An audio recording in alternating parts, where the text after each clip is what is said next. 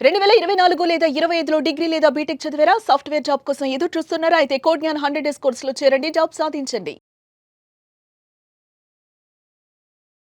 ప్రతి గ్రాడ్యుయేషన్ స్టూడెంట్‌కి especially BTech graduation అయిపోయిన తర్వాత సాఫ్ట్‌వేర్ జాబ్ రావాలని ఒక డ్రీమ్, ఒక కల అండ్ పేరెంట్స్ అందరూ కూడా ఎక్స్‌పెక్ట్ చేస్తూ ఉంటారు. బట్ కట్ చేస్తే వాళ్ళకి పర్సెంటేజ్ విషయానికొస్తే చాలా తక్కువ ఉంటుంది. బయటికి చెప్పుకోలేరు. కానీ సాఫ్ట్‌వేర్ జాబ్ మాత్రం కావాలి. అలాంటి వాళ్ళు ఎలా తెచ్చుకునే ఆప్షన్ ఉందంటారు సార్? చాలా మంది ఇప్పుడు ఫేస్ చేస్తున్న ప్రాబ్లం అండి. చాలా తక్కువ పర్సెంటేజెస్ ఉంటున్నాయి. కానీ బయటికి చెప్పలేరు. పేరెంట్స్ ఏమంటారు అన్న ఇష్యూ. మన దగ్గరికి వచ్చే స్టూడెంట్స్ కూడా ఫస్ట్ అంతా ఎంక్వైరీ చేసి తర్వాత ప్రొఫైల్ ఫిల్ చేయమన్నప్పుడు అప్పుడు అడుగుతారు, సార్ నా పర్సంటేజ్ ఎంత తక్కువ ఉంది, వస్తుందంటారా, జాబ్ వస్తుందంటారా ఎట్లా అని. సో నేనేం చెప్తాను అంటే పర్సంటేజెస్ ఓకే, ఇప్పుడు దాన్ని మనం చేంజ్ చేయలేం, కానీ skill set important. Companies skills ఏమున్నాయి అన్నది చూస్తున్నాయి. ఇప్పుడు టెక్నాలజీ చేంజ్ అవుతుంది కంటిన్యూస్గా. మీరు కూడా ఎంత ఫాస్ట్గా న్యూ టెక్నాలజీస్ నేర్చుకుంటున్నారు, ఎంత స్ట్రాంగ్గా ఉన్నారు కోడింగ్లో అన్నవి చెక్ చేస్తున్నారు. అవి ఇంపార్టెంట్. సో ఇక్కడ పేరెంట్స్ వచ్చేసి వీళ్ళని ఎంకరేజ్ చేయాలి. వాళ్ళు అరే నీకు పర్సంటేజ్ తక్కువ ఉంది, నీకు వస్తుంది అంటావా, నువ్వు మళ్ళీ ఇవన్నీ నేర్చుకోవటం అవసరం అంటావా, చాలా టైం అయిపోయింది, ఇంకా ఇప్పుడు సెటిల్ అవుతావు, ఇట్లా అని కాకుండా ఓకే తను రియలైజ్ అయ్యాడు నా పర్సంటేజ్ తక్కువ ఉంది కానీ నేను సాఫ్ట్వేర్ జాబ్ తెచ్చుకోవాలి, దానికి నేర్చుకోవాలి, ట్రై చేయాలి అన్నది రియలైజ్ అయినప్పుడు తనకు కొంత టైం ఇచ్చి చూస్తే గనక అప్పుడు ఈజీగా వాళ్ళు ఫోకస్డ్గా ఉండి చేయగలుగుతారు. At the same time parents వీళ్ళ డైవర్ట్ అవ్వకుండా ఉండేట్లు చూసుకుంటూ ఉండాలి. ఓకే నువ్వు చేస్తా అంటున్నావు, నేర్చుకుంటా అంటున్నావు స్కిల్, దాని మీదే ఫోకస్ చేయి, మళ్ళీ డైవర్ట్ అవ్వకు, వేరే వాటి మీద టైం వేస్ట్ చేయొద్దు అన్నది చెప్తూ ఉండాలండి. ఓకే వీళ్ళు నేర్చుకోవాలి అన్న డెసిషన్ తీసుకున్నాక ఎందులో ఇంట్రెస్ట్ ఉంది అన్నది కొంత రీసెర్చ్ చేయాలి.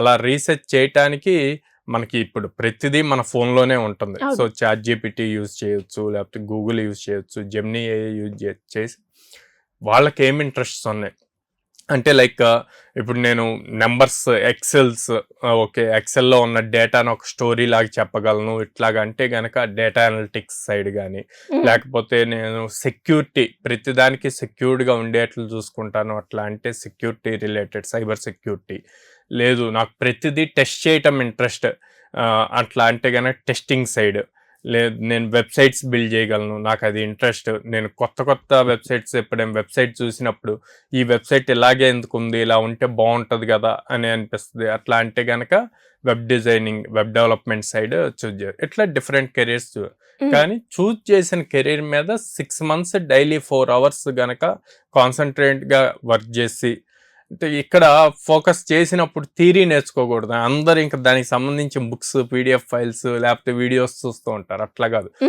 ప్రాక్టికల్గా ఎవ్రీడే 1% అయినా న్యూ థింగ్ నేర్చుకుంటూ ఉండాలి. అలా ఉన్నప్పుడు ఈ 6 months అయ్యేసరికి మీకు నెక్స్ట్ లెవెల్ స్కిల్ ఉంటుంది మిగతా వాళ్ళతో కంపేర్ చేసి. కంపెనీస్లో ఎక్కువగా ఫోకస్ చేస్తుంది ఇప్పుడు ఉన్న ట్రెండ్ ప్రకారం స్కిల్ మీద ఎక్కువ ఫోకస్ చేస్తారు, మార్క్స్ వీటన్నిటికన్నా కూడా. సో వీళ్ళు ఇంటర్న్షిప్స్తో స్టార్ట్ చేయొచ్చు. ఆ ఇంటర్న్షిప్ ఒక చిన్న స్టార్టప్స్లో 2-3 స్టార్టప్స్లో 1 month 3 months ఇట్లా ఇంటర్న్షిప్స్ ఉంటాయి. పే పక్కన పెట్టేసి ఆ వచ్చిన ఆపర్చునిటీని యూజ్ చేసుకొని అక్కడ ఆ ఇంటర్న్షిప్ చేసి ఆ ఇంటర్న్షిప్ ఎక్స్పీరియన్స్ కనుక మీ రెజ్యూమ్లో యాడ్ అయితే పెద్ద కంపెనీస్కి అది అడ్వాంటేజ్ అవుతుంది అనమాట. ఇలా ప్రాపర్గా ప్లాన్ చేసుకోవాలి. At the same time okay skill నేర్చుకున్నాం, ఇక్కడ సాఫ్ట్ స్కిల్స్ కూడా చాలా ఇంపార్టెంట్. ఆ సాఫ్ట్ స్కిల్స్ లేకపోతే మీరు ఎంత కరెక్ట్ ఆన్సర్ చెప్పినా సరే మీ దగ్గర కాన్ఫిడెన్స్ లేకపోతే సెలెక్ట్ అవ్వరు. సో అందుకే సాఫ్ట్ స్కిల్స్ ఇంపార్టెంట్. అక్కడ మళ్ళీ కమ్యూనికేషన్ స్కిల్స్ ఇంపార్టెంట్. మీరు డైలీ ఇంగ్లీష్లో పర్ఫెక్ట్ ఇంగ్లీష్ అవసరంలా, మీరు చెప్పాలి అనుకుంది ప్రాపర్గా కమ్యూనికేట్ చేయగలగాలి, అది వచ్చేట్లు చూసుకొని ప్రాపర్ ఫాలోఅప్ చేయాలి. అండ్ దెన్ ఫైనల్గా నేను టాపర్ని కాదు నాకు పర్సంటేజ్ లేదు అనుకునే బదులు నేను మిగతా వాళ్ళకన్నా స్కిల్లో టాప్ ఉన్నాను, త్వరగా కిక్గా నేర్చుకోగలుగుతున్నాను అన్నది ఇంటర్వ్యూవర్కి తెలియపరచాలి. ఎలా తెలియపరుస్తారు? మీరు చెప్పే ఆన్సర్స్ని బట్టి అండ్ మీరు ప్రీవియస్ కొత్త టెక్నాలజీస్లో చేసిన ప్రాజెక్ట్స్ని ప్రొజెక్ట్ చేస్తూ కనుక చెప్పాలి. అలా చెప్పగలిగితే కనుక పర్సంటేజ్ తో సంబంధం లేకుండా స్కిల్ సెట్ బేస్ చేసి మీకు ఆపర్చునిటీస్ అంటే స్కిల్స్ ఎక్కువగా మనం ఇంప్రూవ్ చేసుకుంటే మనకి సాఫ్ట్వేర్ జాబ్ అనేది వచ్చే అవకాశాలు చాలా ఉంటాయి. చాలా ఉంటుంది. సో ఆ స్కిల్స్ ఎవరైనా కూడా నేర్చుకోవాలి అంటే జనరల్ గా మీరు ట్రైనింగ్స్ ఇస్తూ ఉంటారు అని చెప్తూ ఉంటారు. ఆ స్కిల్స్ ఎవరైనా నేర్చుకోవాలి అంటే ఆ స్కిల్స్ ఇక్కడ అవైలబుల్ గా ఉన్నాయా సార్? మన దగ్గర full stack developer courses, data science, data analytic courses ఉంటాయండి. సో వీటికి ఎవరైనా ఇంట్రెస్ట్ ఉన్న వాళ్ళు రావచ్చు. సో ఇది వచ్చేసి 100 days ప్రోగ్రామ్ ఉంటుంది. సో ఈ 100 days లో కంప్లీట్ బేసిక్ నుంచి అడ్వాన్స్డ్ లెవెల్ ఉంటుంది అనమాట. మనం ఈ కోర్స్ కి ఛార్జ్ చేస్తాము, ప్లేస్మెంట్స్ అన్ని ఫ్రీ ఆఫ్ కాస్ట్ ఇస్తాం అనమాట. సో వీళ్ళకి ఫ్రెషర్ ట్యాగ్ ఉంటుంది. పాస్ అవుట్ అయిన దగ్గర నుంచి 2 years వరకు ఫ్రెషర్ గా ట్రీట్ చేస్తారు.